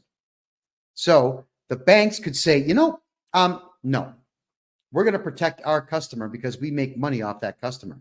No, what the banks do is they surrender your money. They voluntarily hand your money to the Canada Revenue Agency. That's what people don't know. So Canadians go, well, the CRA took my money. No, they didn't. The bank gave it to them behind your back. Do you know how you deal with the bank? Sue them, make it millions for breach of contract and tort theft and pain and suffering, which is called special damages in Canada. Charge everybody in that branch with theft. You go to I'll teach you how to do this in future shows. You go to the local courthouse and you file what's called a private information, which is you filing criminal charges for theft and fraud against everyone that works there. And you know how you find their names? Go in and just grab all their business cards. That's it. Don't tell them what you're doing, and then go and charge them criminally. And it would just take 10 Canadians to have the balls to go and do that, and everything would change overnight. Okay, Big Thrill says they're offering halal mortgages after how many trillions of... Okay, yes. So halal mortgages are interest-free because in Islam, you're not allowed to make interest on your money. I guess it's the one good thing Islam has to offer. But where's Islam getting their money to give out these Sharia loans? From the Canadian taxpayer. Who do you think they're getting it from? It's not their money. Hey, why would they lend their money interest-free? They're lending Canadians money interest-free. And the government is giving it to them. Absolutely. Did you know that if the Canada Revenue Agency issues threats to you and says, you got to give us money, they'll send the same type of a requirement to pay letter to your boss. And you know what your boss could do? Nah, take me to court, which the CRA will never do. There's no consequences if you don't pay them. They don't take you to court. Your employer should have the balls and the brains to understand that the greatest asset that he has is his highly trained staff. And then what are you going to do as an employer?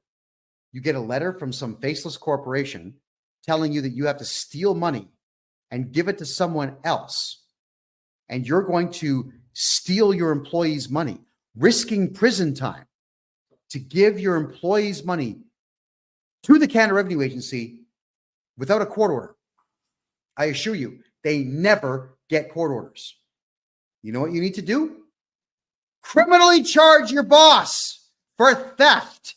You sue your boss for tort theft and add special damages to it.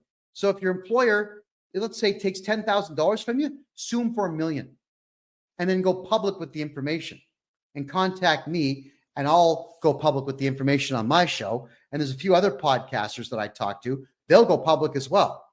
We could then get all of you to gang up on that employer and give them nasty reviews, 1-star reviews on Yelp and on Google and the whole 9 yards. We need to cure the fear, the cowardice that Canadians have by taking their money away.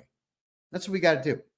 You do not do jail time in Canada for owing money because the Canada Revenue Agency does not have any authority to do so. But Canadians believe they do. You know what they say? I don't want to go to jail, so I'm going to do my taxes. Yeah. You know how many times I hear that doing this job? Taxes for a living? I don't want to go to jail. I don't want to get in trouble. I don't want the police coming to my door. They don't. Yeah, they don't.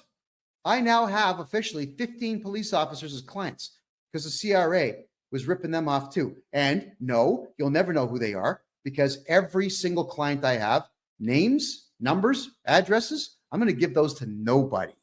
No one. You'll never compel me to give my clients information out. What I'm telling you, though, is that even the cops are victims of the Canada Revenue Agency.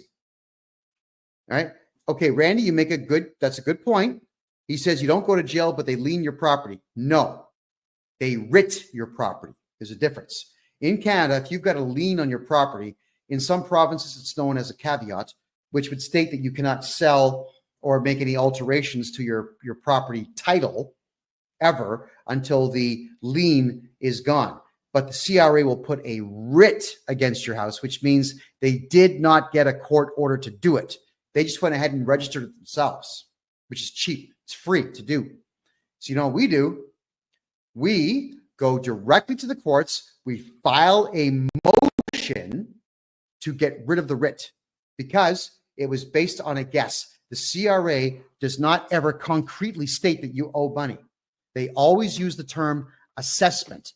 They are guessing that you owe money, and then they guess the amount that you owe. They actually don't know.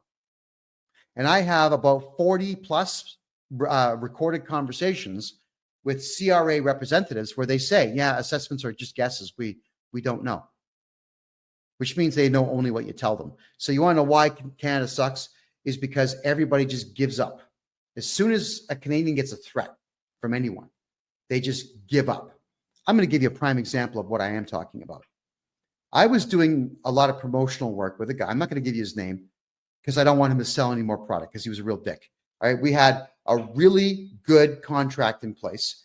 It was all to do with he had a hot sauce and barbecue sauce company. And I helped that guy make a lot of money selling his sauce.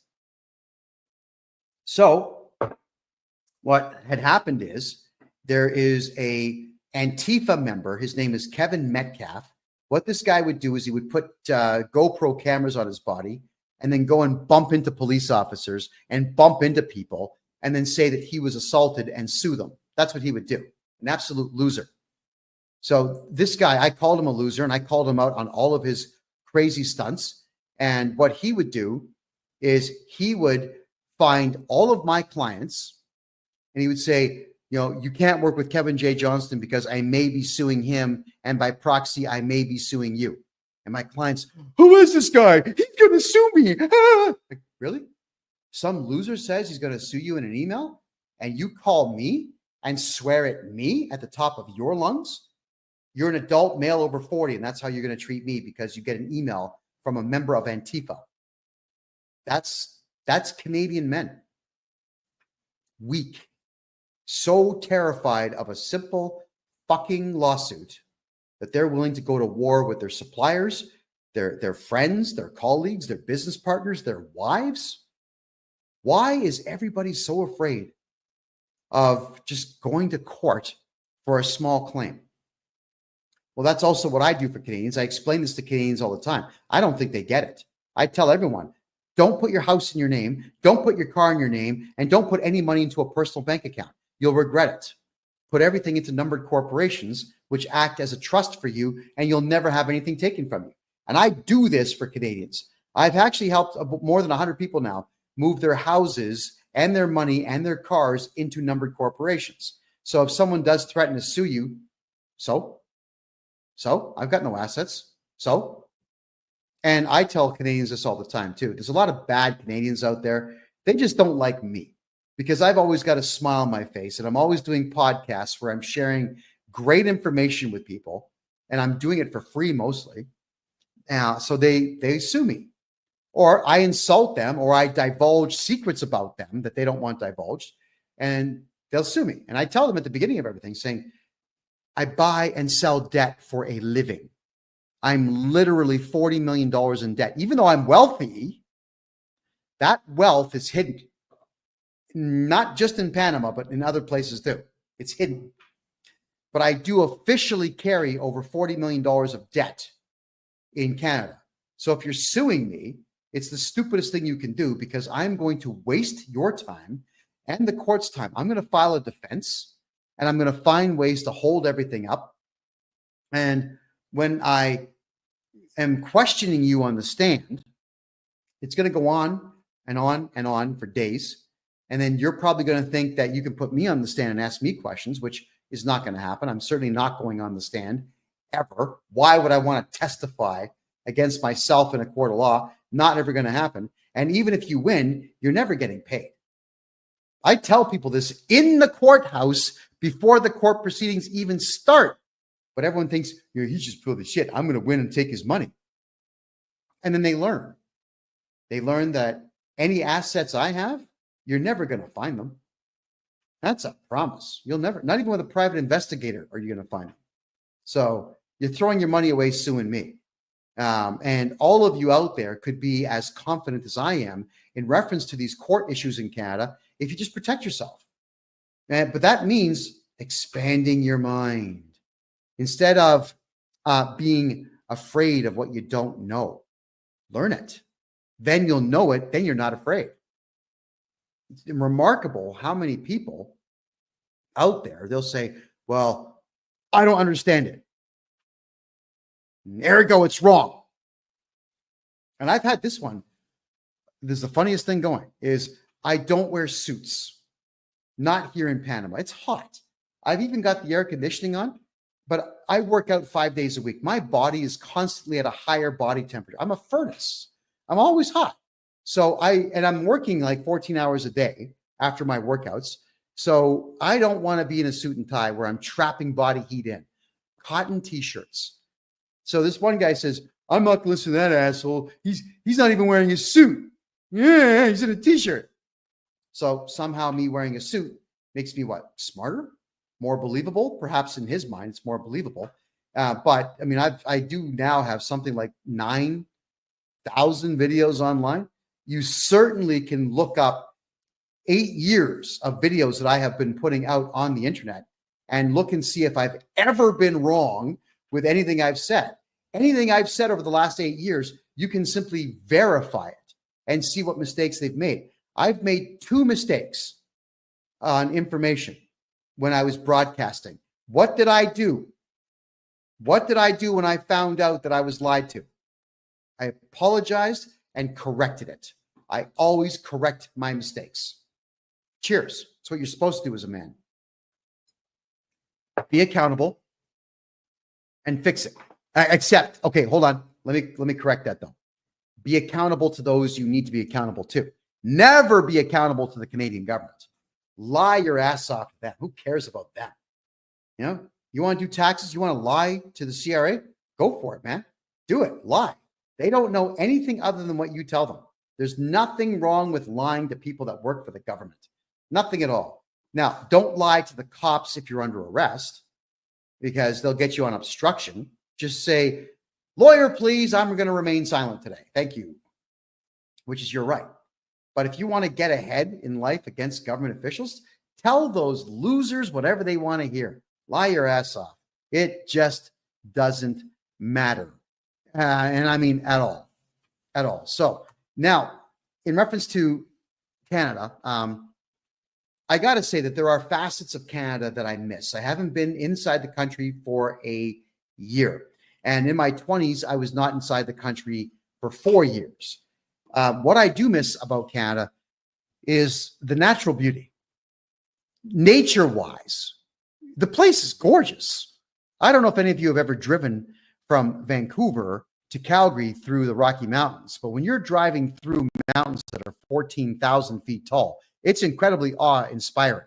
It's gorgeous. I love it. I don't know if any of you have ever driven through Northern Ontario or Southern Quebec or whatnot. It's gorgeous. The country is absolutely stunning. It's beautiful, but it's a wreck. It's an absolute mess.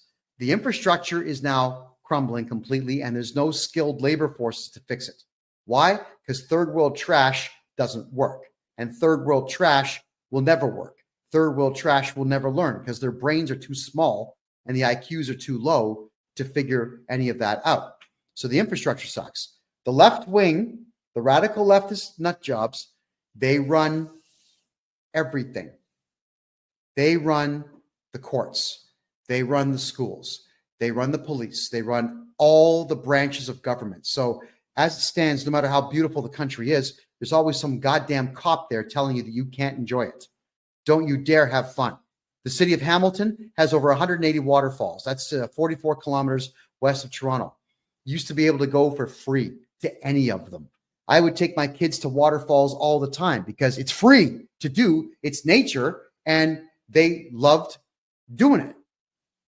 Then the city of Hamilton decided to fence them all in and have their loser Hamilton pigs, or police they call themselves, pigs, stand there saying, you can't go see the waterfall. You see the fence? You can't go down there. You can't be near the waterfall. Literally, they closed off every waterfall. Why? Because they wanted you to go and spend money at the community centers. That's why. How dare you swim in a river for free? How dare you? Go to the pool and pay your $4 to go in there and swim with all the other rejects who crap in the pool. That's what they wanted. So Hamilton's done.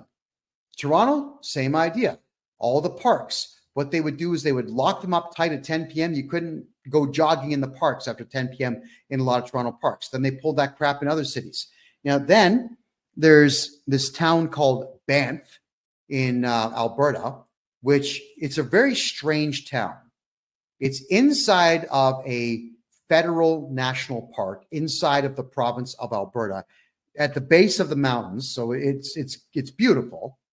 But this town is essentially owned by the federal government. And if you want to live there, you have to pass all kinds of tests. Like you actually get tested and questioned by the federal government to be allowed to live there.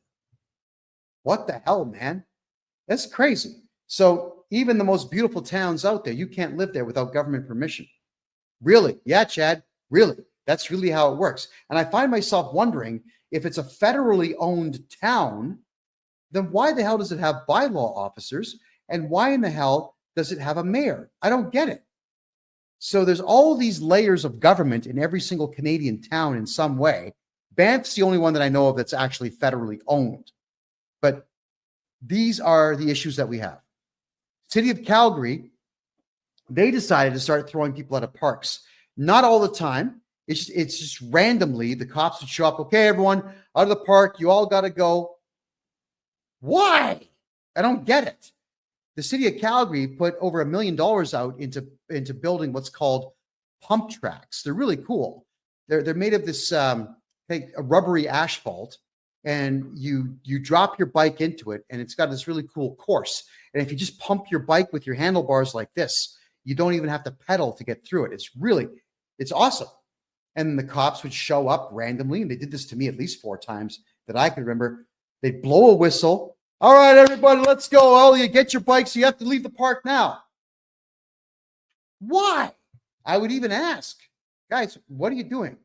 Don't you argue with me. Just get out of here. It's private property. And I'm thinking, okay, do I argue this? It's not private property. It's city property, but we just leave. Calgary also has this really amazing skate park. So once in a while, the cops would show up at the skate park and just kick everybody out. I mean, it's like an acre of skateboard park, concrete skateboard park, well built, but they kick you out. Why? Don't know. No explanations. So this type of thing where people are being kicked out of entertainment venues that are free is happening all over the country. Why are they doing it? To lower morale, to break your spirit, and get you to pay to go to the community centers, to get you to pay to go to the local pool or the local water park. Because there's a lot of city-run facilities that are too expensive, so people don't go. They go to enjoy Mother Nature instead. And you can't do it because the cops are constantly busting your chops, kicking you out of these parks. And Mauser makes a good point. Somebody is voting for this. Yeah, the Canadian public is voting for it because the Canadian public doesn't pay attention to a goddamn thing. It's that simple. If you were to maybe vote for the People's Party of Canada, I know a lot of the candidates running for it. They're just regular people. One of the guys running for the party was a garlic farmer.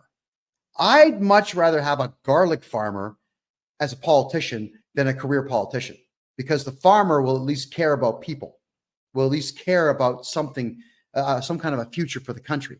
But Canadians, nope, it's a new party. I'm not voting for it. No, I'm going to go with one of the big three. Retards. You're idiots. Why would you do that? It's so stupid. Or the Libertarian Party. I met a lot of Libertarian Party candidates. 5 of them were bikers, just not Harley Davidson Club bikers, not Hell's Angels. And they were all saying the same thing, that, yeah, we need less government. We want to get out of people's way. We want to be cool and interact and talk with the public so the public understands our policies. And do you think the Libertarians could get 1 seat in there? No, of course they couldn't. So Canadians will always vote for the Liberals or the PCs or the communist pedophiles of the New Democratic Party. And it's always going to be that way. And that is why it's pointless to be in Canada, because you've got the Canadian populace that constantly they hate the status quo, but they always vote for it every single time. And then go on social media and argue with each other about innocuous, asinine, stupid crap that means nothing. And I mean nothing. And like I said about an hour ago on my show here, getting onto my Facebook page, yelling at me at the top of your lungs about the fact that I want to essentially hire women to be the mother of my kids. We got to make them. I think I remember how. We got to make them. Getting onto my Facebook page and shouting at me and shouting at me on the phone and screaming in all other social media venues out there because you're offended by the fact that some dynamite looking white guy here wants to have more kids. It's weird. Don't you think it's weird that you care what I'm doing? Don't you think it's weird that you care what your neighbors are doing? Don't you think it's odd that you engage in gossip at all when the entire country is falling apart? You want to engage in gossip? What has gossip ever? Let me ask the left wingers out there who invariably will see this video. Has gossip ever made you money? Has gossip ever made you fitter, stronger, faster, smarter, better? Has gossip in any way ever gotten you into a good relationship? Has it made you good friends that just like you for who you are? Has gossip done anything for you at all of any benefit? Or has it actually hurt your relationships and made you look stupid on social media? Yeah, I think we all know what the answer is. So I'm asking Canadians out there, stop the gossip. I mean, you're not going to listen to me. I mean, it's in vain what I'm saying here, but stop it. Focus on improving you. Every Canadian out there is living in a communist country that is a complete police state. You should all be learning how to shoot. You should all be learning how to kill with your bare hands, how to fight. You should be in top-notch physical condition. You should learn how to fight with swords and knives, even baseball bats. You should be learning how to fight with these things because the government is coming for you. You're not going to be defending yourself against the common criminal. You'll be defending yourself against the government eventually. It's the government that's taking your kids. It's the government taking your money. It's the government showing up at your door telling you that you can't have an opinion on Twitter or whatever else you've got an opinion on. You should be worried about that, worried about improving you, not about me and my sexploits. God, man. So, Canada, I've said all this before on my show, different ways, different times, and so on. But the country really is done. It is over. It's not coming back. It'll take 100 years to undo the damage that not only Trudeau has done, but that you've done, Canada, with all the bowing down to the left wing. Antifa got loud and cried, and what did you do? You capitulated. Drag queens wanted to wiggle their dicks in front of kids. What did you do? You capitulated. Men, perverts, wanted to call themselves women and go into little girls' bathrooms. What did you do, Canada? You capitulated. That's right. You gave up. You gave in. You said, well, I guess it's okay. I don't want any trouble.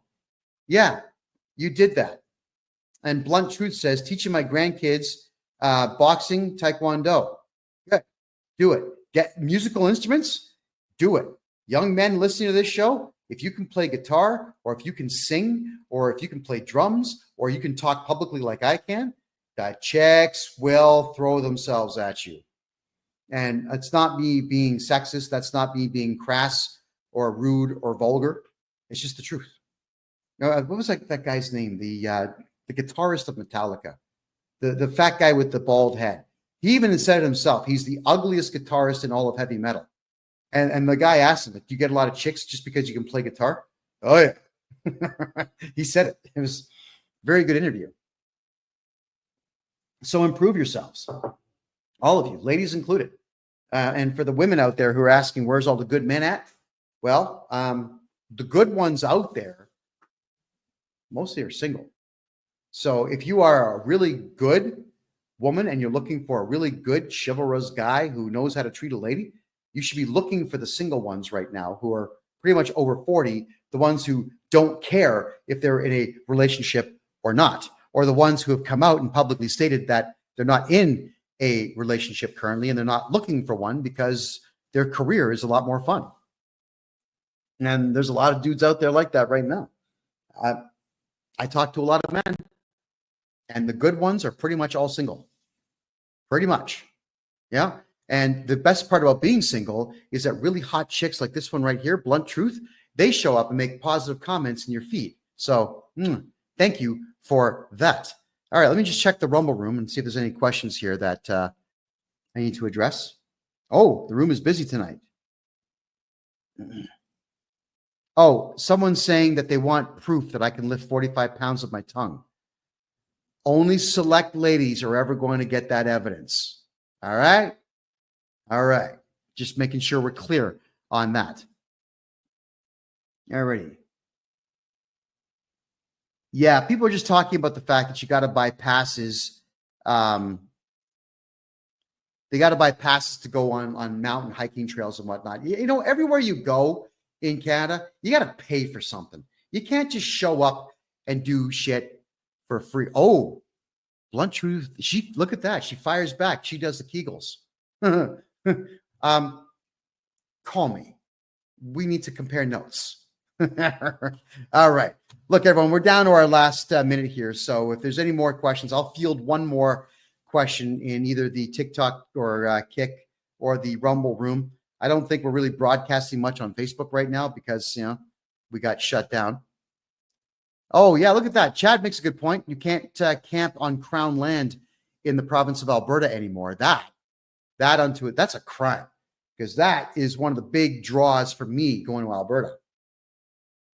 I was just pulling the car over and saying, yeah, good spot, tent, relax.